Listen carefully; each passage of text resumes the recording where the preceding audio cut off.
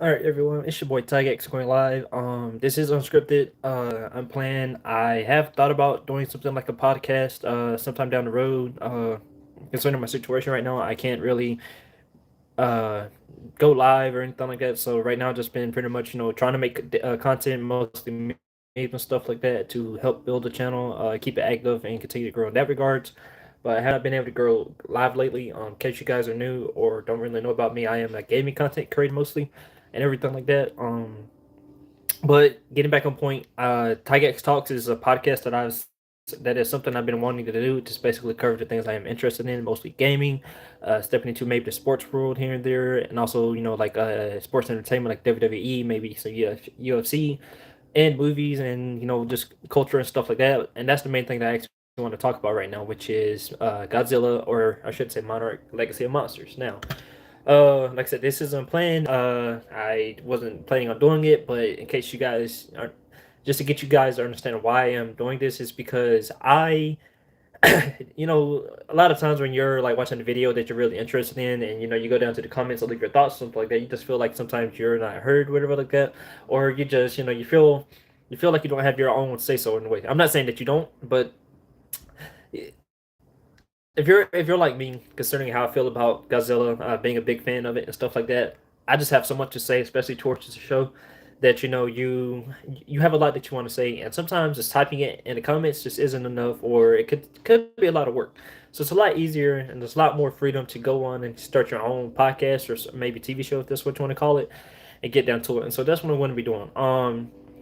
To go ahead and get it out of the way, like I said, I am talking about Monarch Legacy of Monsters. In case you guys don't know, this is our first Godzilla TV show that we've gotten.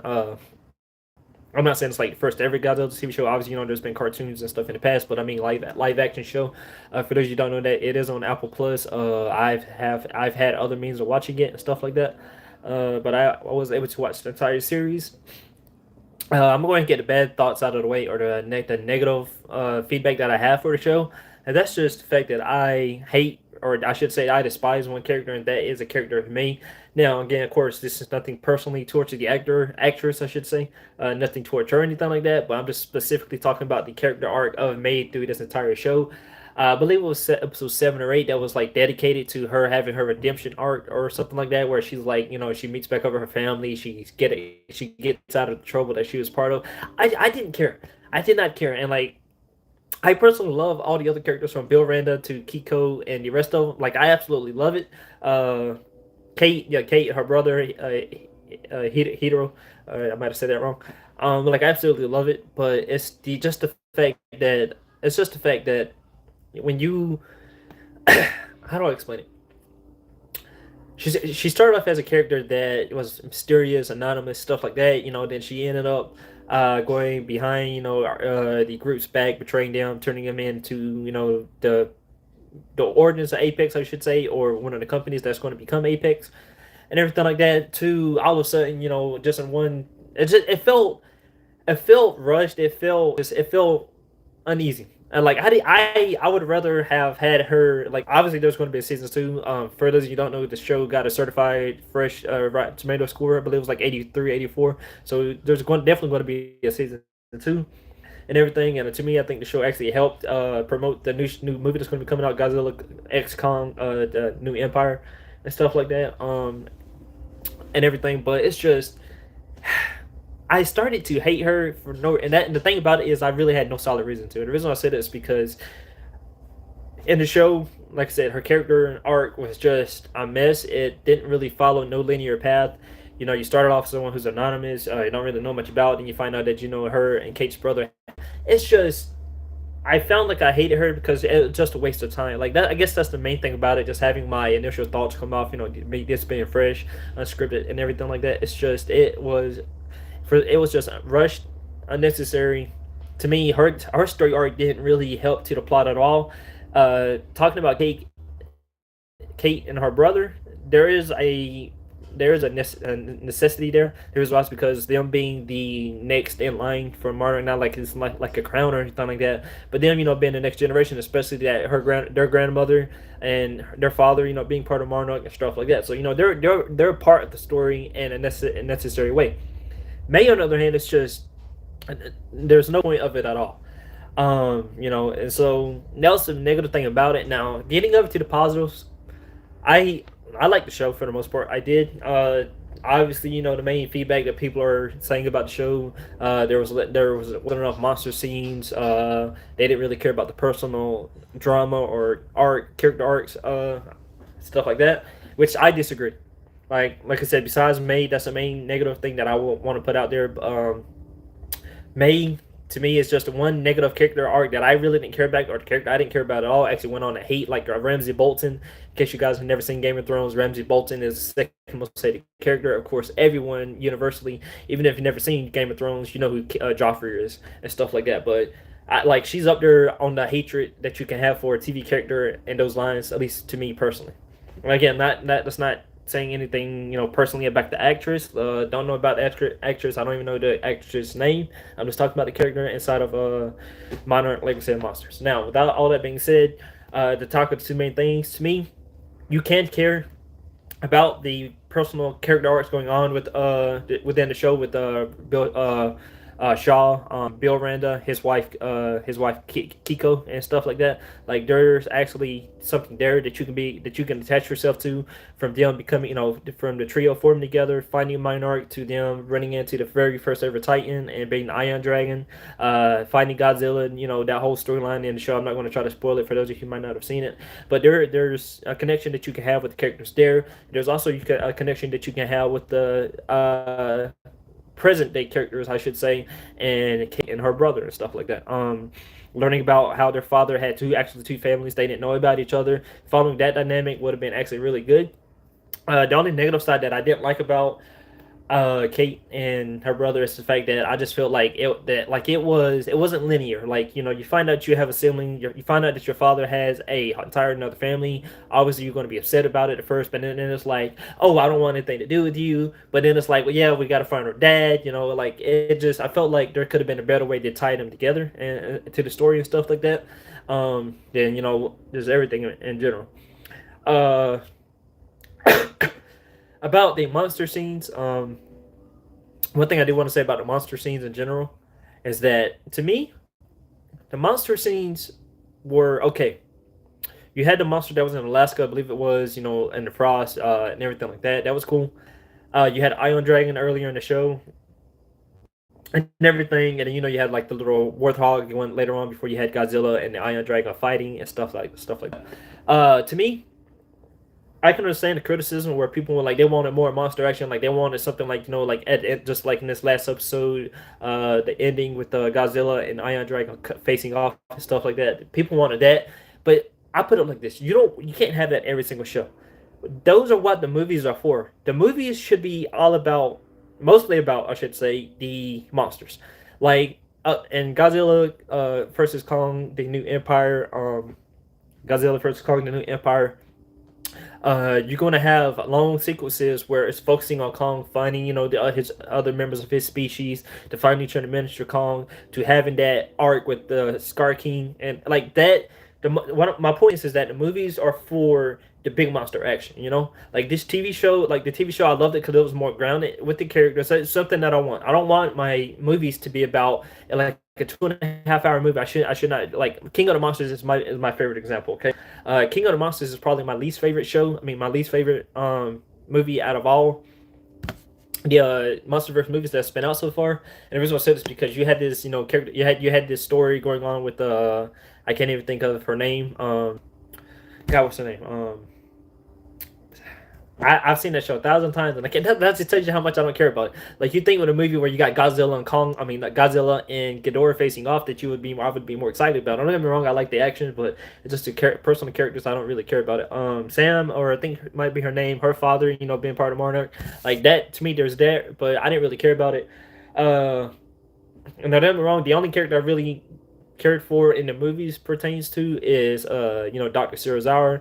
Obviously, if you ever seen the original Godzilla, Dr. Serizawa played an important role in that movie because he's the one that came with the oxygen destroyer to kill the Godzilla, blah blah blah. But Dr. Serizawa is the only human character that I've been attached to before Gia. I think I'm saying her name right. For those of you who don't know who Gia is, and again, I could be mispronouncing her name, but she is the Death Girl. from Godzilla versus Kong. To me, I think she's going to play an integral part of the MonsterVerse story as time goes on, especially in the movies and stuff like that.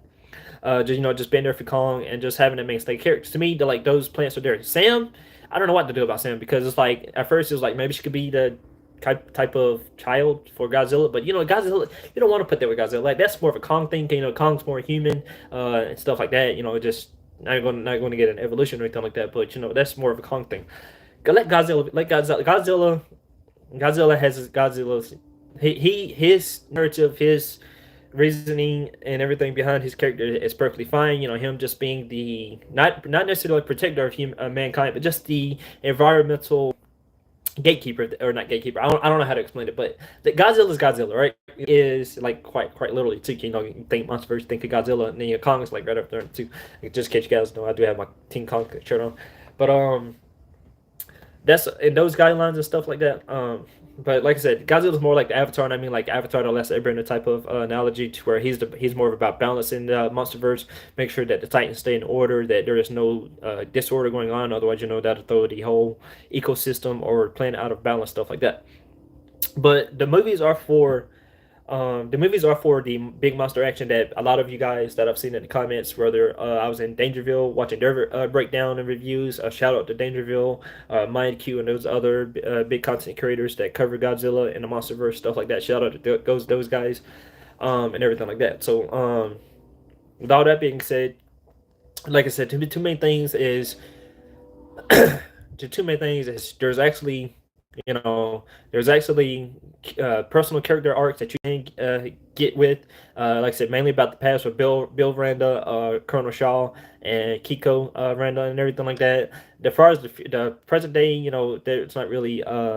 It's hard to get attached to Kate and her brother's story, considering you got the stuff with May, like the problems with May being involved in that as well. Like, and then like there are times like there's inconsistencies throughout the show to where like May and Kate's supposed to be hating each other. Then all of a sudden they're like, "Oh my God, you're a Kate! Oh my God!" Blah, blah, because of certain events happen. You just can't really switch up like that. Like if a monster attack just happened and I have my worst enemy or whatever in the same situation, I'm not gonna verbally say, "Oh my God, are you okay?" Blah blah blah. Like I am a generally good person, as I say so myself. But I would like look at them, make sure they're okay. But I'm not about to go out my way to scream and shout, But like especially when we just had like a major conflict, or like in the show you find out that May sells out, Kate and everything. Like I'm not going to go into too details about it because for any of you that may stumble upon this and watch it, I don't want to spoil the show for you.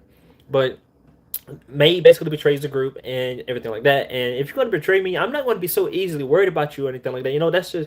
That's where the inconsistencies of the show happen. So if I had to give a scale of the show overall, 7 out of 10 for Tigax Talks, I would say a strong 7. Definitely not a Game of Thrones. Game of Thrones would be like, and I'm talking about the first 6 seasons, not the last 2 seasons of Game of Thrones. Game of Thrones would be like a top 10. If you're talking about like a strong 8 or 9, I'll have to give that to The Boys. The Boys is another great TV show that I would recommend. But as far as Godzilla or Monarch Legacy of Monsters, I would say it's a strong 7.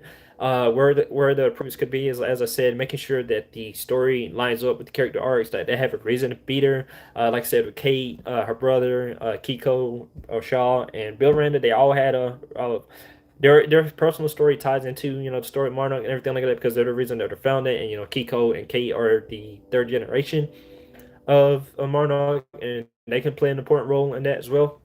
As far as the show overall, I will say this.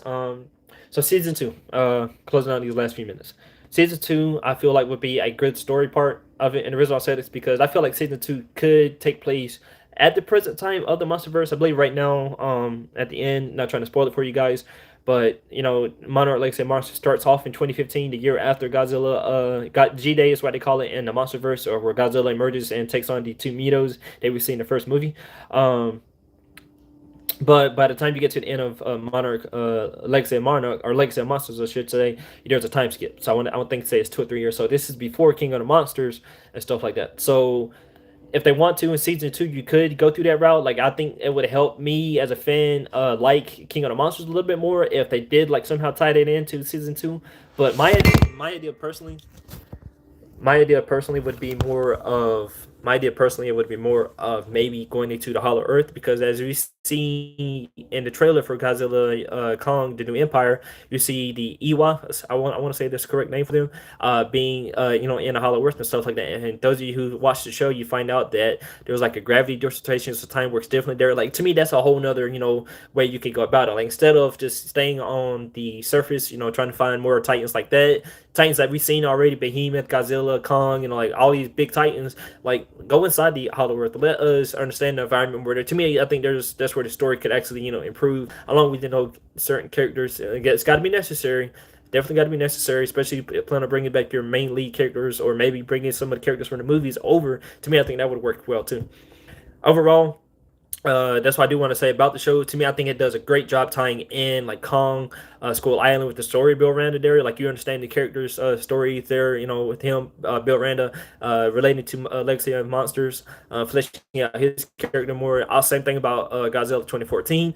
Understanding going back and watching that movie, you'll get a more satisfying understanding and gratitude for that show, as well as just what's to come. Like understand like Monarch, to me, Monarch Legacy of Monsters, it's not about just being a good show. It's about the fact that it was able to tie in the prequel or the beginnings of the MonsterVerse and to where it is now. To me, it helped strengthen the lore of the show, just the MonsterVerse in general, to which I can appreciate. Like watching Godzilla Skull Island, watching Godzilla 2014, going all the way up to present. So far, Godzilla versus Kong. Obviously, the New Empire will release on this year in March. Hope you guys go and see it. I hopefully, God wills, I would be able to see it as well. But I just did that. Like to me, that's my overall point. It does such a great job tying in those other show movies and everything together in a good way and everything. Again, like there's plenty more for us to do down the road, whether it's about Hollow Earth or however season two may spin off. I just hope that with strong, so like I said, I give it a strong 7, but with better character writing, character interaction in the show, actual necessary character arcs in the show as well. And as far as the monster, getting back to the monster point, like I understand, I get why people say they want more monsters, but again, that's what the movies are for. The movies are for you to go and enjoy and see nothing but straight out monster action. To me, that's what the movies are for. As far as the show, I would actually like it to more of a documentary style show. Like I'm trying to think of maybe Jack Hanna or Wildcrats. If you're a 2000 kid like I was growing up watching Wildcrats, like going out in the wild, discovering a new animal, stuff like that. Like if the show went into more of a documentary style to where they go out and they're trying to discover a new species of Titan or maybe a miniature Titan, like the hog that we saw, or maybe some other stuff. To me, I would be fascinated by it. Like to me, you're telling me there's a whole new world out there of animal, or you can't call them animals, but Titans that we can learn about, as well as just the overall science and stuff like that. To me, that's what they should do. Like have it more of a documentary style thing, where like you have like in season 2, either whether it's Kate or maybe her father, someone that's part of Monarch that's actually going out in the field, trying to learn these new Titans. And I get it, like you gotta have Godzilla. Godzilla's like your main star. You gotta like have him evolve somehow and everything like that, which is cool. Like I'm fine with, that could Godzilla's there. Just you can have Godzilla and just in the background walking, and I promise you, people would be, that's how big of a star Godzilla is. You can have Godzilla walking in the background, and people would be amazed and just be wanting to watch the show.